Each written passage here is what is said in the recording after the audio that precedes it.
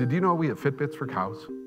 And we actually have fitbits for cows. Collars which can go on our cattle, which are like medical tricorders for cows, which can read the health of the animal.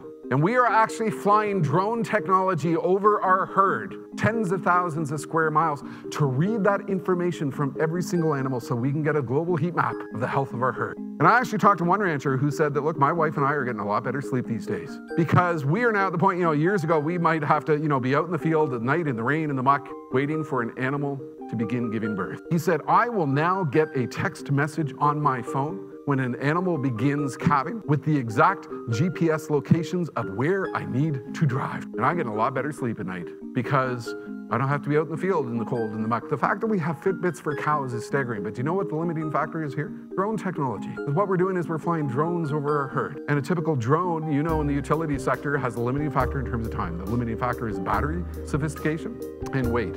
So the holy grail right now in battery science, which is at the heart of so much what we are doing with the architecture of the energy system, is happening with drones. Because the holy grail is how do we keep them in the air longer and how do we make them lighter? And I found this fascinating article where this fellow was talking about battery technology in the context of drones, and he was talking about 13 different types of battery technologies beyond lithium ion and the rapid acceleration of the science of battery technology to achieve that holy grail.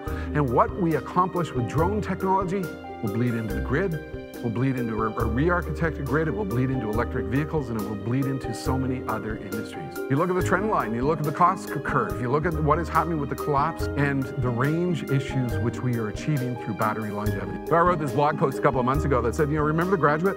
Remember the movie where he's talking to the young Dustin Hoffman, and I've got one word for you about the future of plastics? And I think there's a growing realization because we've got Fitbits for cows being read by drones flying overhead to assess the health of our herd. And that's where the acceleration of the science of batteries is occurring. The future of just about everything is all about batteries.